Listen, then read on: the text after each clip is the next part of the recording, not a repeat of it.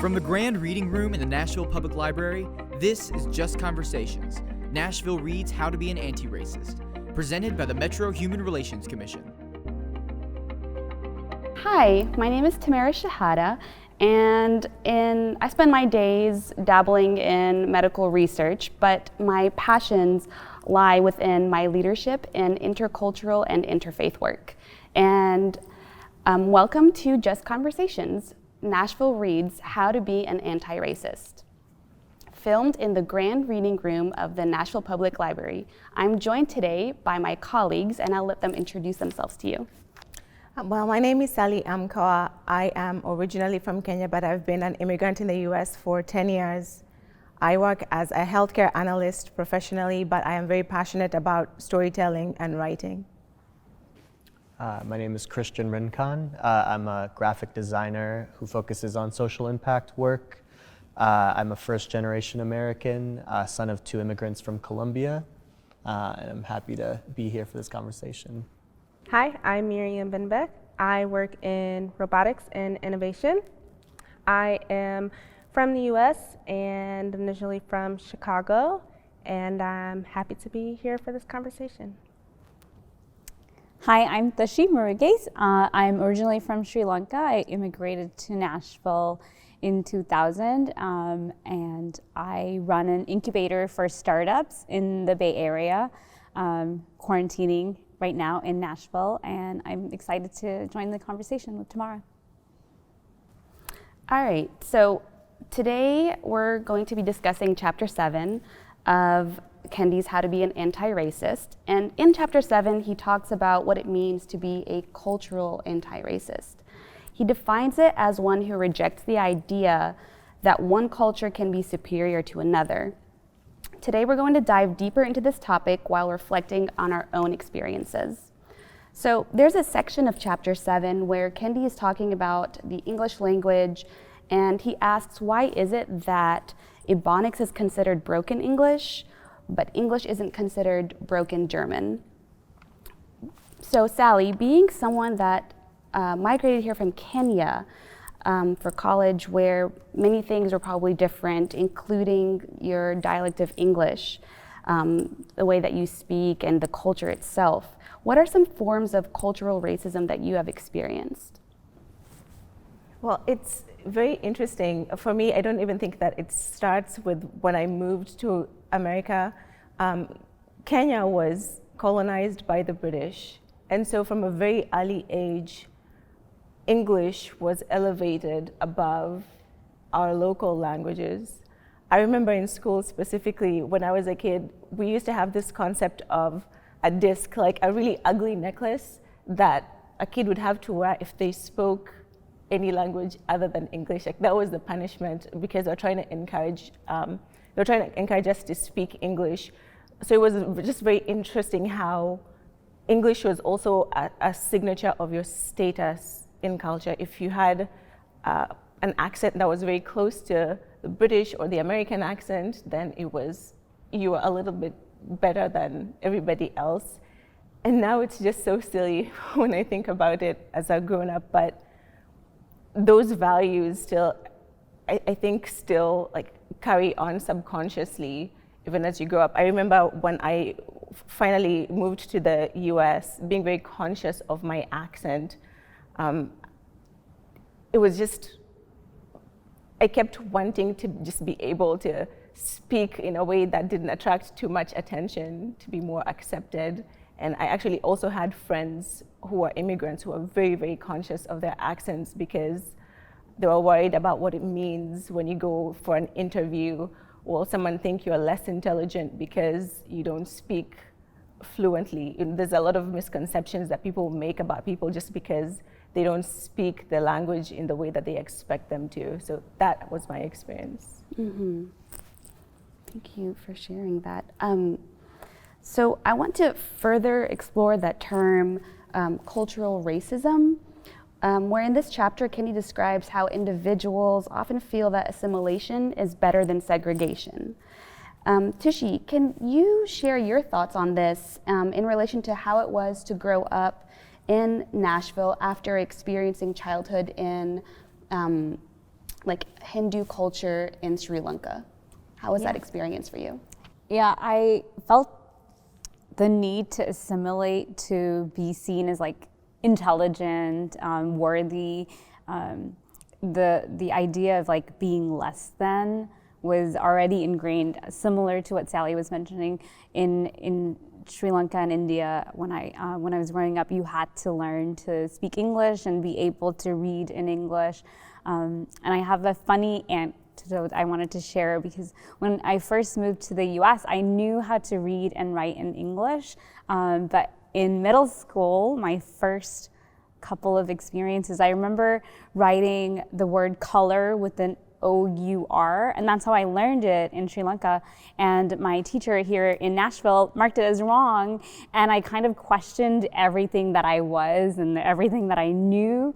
I was like, did they teach me the wrong English in Sri Lanka? Now I have to like relearn everything. And I remember not knowing enough English to ask questions about why that was wrong. I didn't know why the O-U-R was wrong compared to the O-R. Anyways, that was a pivot. But your question around assimilation, I think growing up in Nashville, I didn't wear a potu, which is like what Hindus wear, Hindu women and girls wear as part of our identity. So I remember not wearing that. My mom's like, you don't have to wear it because people don't wear it here. Whereas my cousins that are growing up in Canada, they still wear a potu, and they're seen as like their whole self can come to a space where in Nashville, I didn't feel comfortable enough to wear that. I also didn't talk about Hinduism. I also was very picky about the type of food that my mom can pack to take to school, because I didn't want to be seen as the other. I wanted to just fit in with the American kids. And it's interesting because that experience was kind of ingrained on other immigrant students as well, because we were all trying to assimilate, and I was bullied by other immigrant students for not being American enough. So that was my middle school experience here in Nashville. Yeah. And I think many of us here today can probably relate to what you're saying, just feeling like the other or feeling like we are less than. There is a quote in the book by Theodore Roosevelt in chapter 7 that Kendi states, and he said, in that quote, Roosevelt says that the goal should be to assimilate the backward race. Arguably a statement that a president shouldn't ever make about his people. So Christian, I want to open up the floor to you, and I want to hear more about your experience, and it might be a little bit different considering you were born and raised in the States. So in hindsight, do you recall ever experiencing cultural racism as a child? Yeah, so yeah, it is a little bit of a different experience, but for me, growing up in New Jersey to two immigrant parents, I both was born here, but also didn't have the luxury of kind of learning English outside of school. So I was taught English in English as a second language class, and I had a very thick accent because that's what I heard at home. And I think that as time went on, I experienced kind of both worlds, where I experienced feeling like someone who came to this country, and then as time went on, I experienced kind of the experience that people who pass as white or pass as European descent would experience. And I think similarly and anecdotally, I experienced cultural racism more so from the perspective of my parents obviously growing up in another country and not having the education that I had the opportunity to have because they didn't finish high school. And anyway, that all being said, there are all the books that we read as kids, like To Kill a Mockingbird and all those, Shakespeare. I remember reading those, and I remember going home and being like, hey, did you read this as a kid? Or like, do you know about this like iconic piece of literature? And they would tell me no, like they didn't read that in school. And I remember like subconsciously over time, like that became ingrained in me that like, oh, my parents aren't like, they didn't get to be as educated as I am, you know, third grade Christian. And I think like, yeah, I guess like ironically, I perpetrated the cultural racism on my own, like self and my own family. And this is, I mean, I didn't realize this until later on when I started reading more literature and history from the perspective of people who are not of European descent and are not, you know, Anglo. And so, yeah, it's wild because for me, kind of like Kendi discusses in the chapter, for me, it was like, you know, what we learned in school was like the standard, and anything outside of that is kind of like broken, or it's like, you know, something not learned or something not educated. And yeah, it took a lot of time to kind of unlearn that perspective. But it's weird, like thinking back on it, that I both was the like non-immigrant immigrant, and then I was like the perpetrator of the racism. So yeah. Yeah, and I guess it really relates to the chapter where, you know, he talks about assimilation, and sometimes, especially people that are different will assimilate to a fault, if you will, where we feel like in order for us to be on top or for us to be accepted, we kind of just go with the flow or go with what appears to be the superior mold. There's recently Somali supermodel Halima Aden, if you guys are familiar with her, she kind of had like a personal breakthrough where she realized that she didn't want to kind of like submit to that anymore, that she wanted to find herself, and she was proud of who she was and what she believed. And she said something really interesting, or rather she posted it, and she said that it was really hard to be a minority inside of a minority inside of a minority. So a minority on 3 levels. And that kind of made me think of you, Miriam, like as a Black Muslim woman, so a minority inside of a minority inside of a minority, growing up in the suburbs of Chicago as a Black Muslim female, where did you experience cultural racism? That's a great question. So definitely like a triple threat in a sense, right? Being a black Muslim woman. Growing up, I didn't actually wear my hijab, which is what I have now. Some people might just see it as a head wrap. Being in Nashville, I guess that was the first questions my dad asked when I moved here. He was like, "Are you gonna wear your hijab when you move to Nashville?" And I was like, "Yes, I am."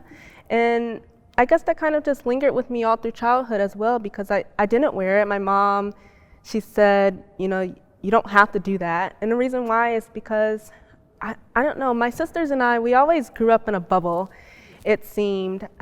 We always did our own thing. Like we grew up watching anime, we watched Korean drama, we learned dance routines. Like we were so involved in all of these different experiences across different cultures. I never really considered one thing as like, if we're talking about Black culture in a sense, or mainstream Black culture, I never considered that as something that was supposed to be my true identity, my one thing I always do, and this is a part of me. So when I got to school, I always felt kind of like an outsider, because it's like, okay, you don't have on Jordans and you're not wearing Air Force Ones. Not to say that fashion is the only thing that we should be focusing on within Black culture, but it was different elements such as that to where I just felt like I could never connect.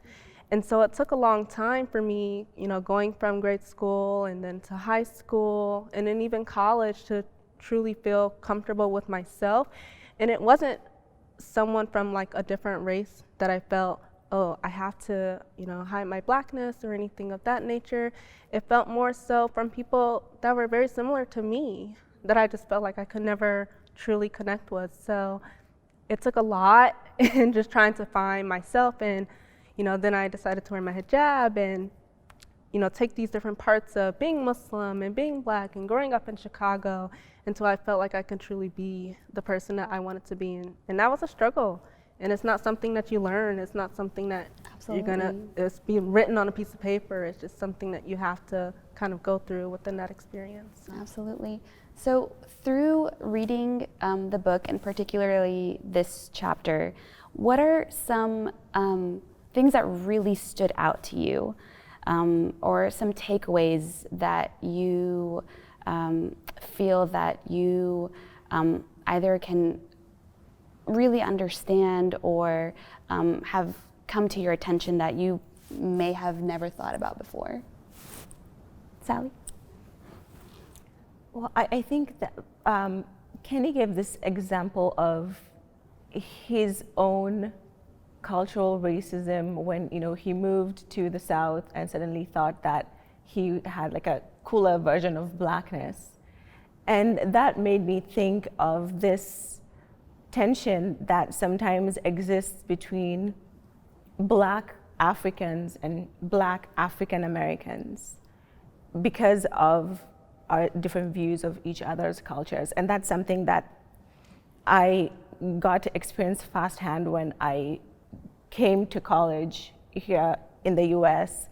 And when I was in Kenya, I just always assumed that, when you're black, when you go to America, you'll show up and you'll just be part of, black culture. But there's a very significant cultural difference that needs to be understood and experienced and respected.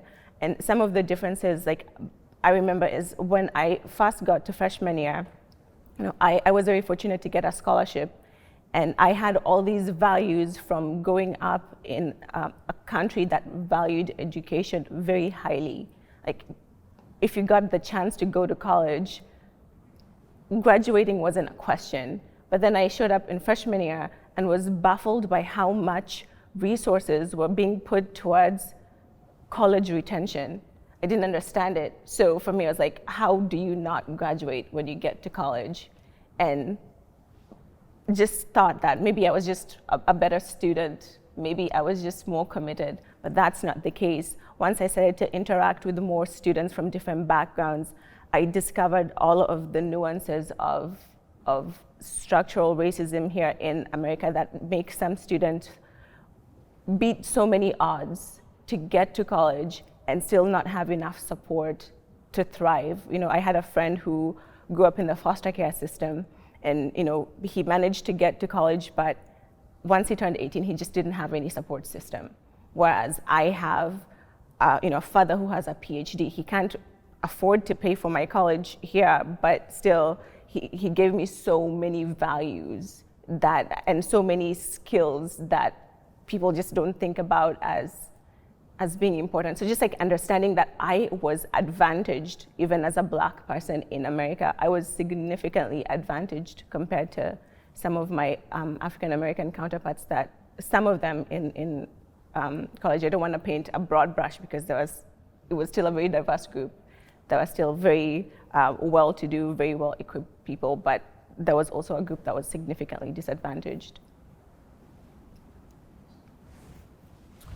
Yeah, I think what I mentioned before about me kind of culturally being racist towards myself and towards like my family because of the misconceptions that I had definitely came up when reading this chapter, this book. But I think just more so similar to what you were saying, Sally, is that like I didn't realize why my parents needed me so bad to try so hard in school and twice as hard and not slack off, and because I didn't end up Ivy League school or anything. I went to a public school and got a degree and and like a lot of people, a degree that didn't necessarily matter later on, because I didn't study design, but like, yeah,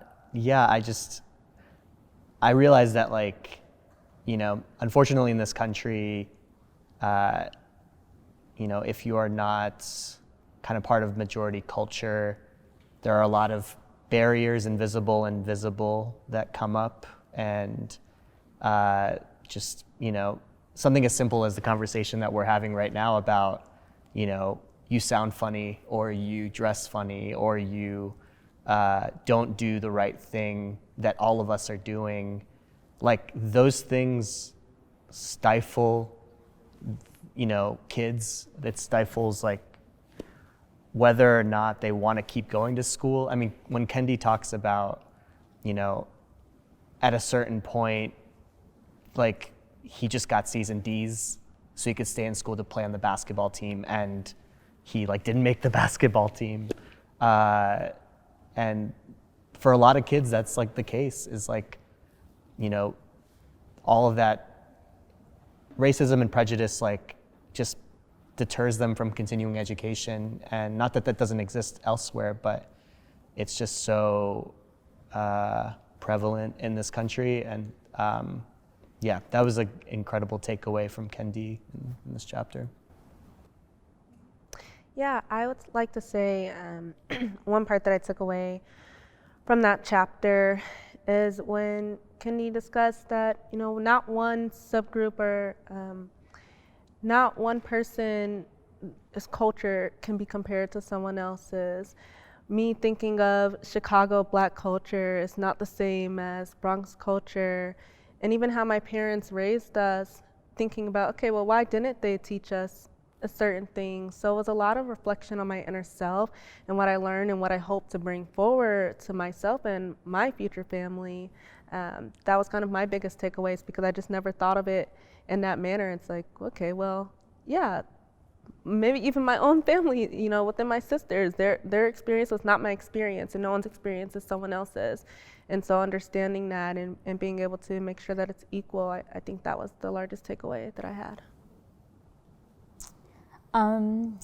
I have two things that I kind of took away from this. One, the notion that assimilation is also cultural racism. I think I learned that I have so much unlearning to do in terms of trying to assimilate to the mainstream culture. The other piece is that I grew up here in Nashville, but then I went to live in blue cities like Boston and the Bay Area. And I also carry I'm a cultural racist in that I look down on people in the South, and there is racism within me that I need to work on in terms of looking at folks who have different experiences, who are not mainstream American, who are born and raised here as well. So there is work that I need to do for myself and how I see the world. Yeah, there's a really great quote that I use often, but it says something like, it's not enough just to invite people to the party, but you also have to let them choose the music as well. And that really honors that person and where they come from, what their culture is, what their practices are, and shows a better form of inclusion and equality than just asking them to attend. I really want to thank you guys all for being here today and sharing your personal experiences with me. And thank you guys so much for tuning in to the discussion today. For more information and more episodes, you can go to www.justconversations.org.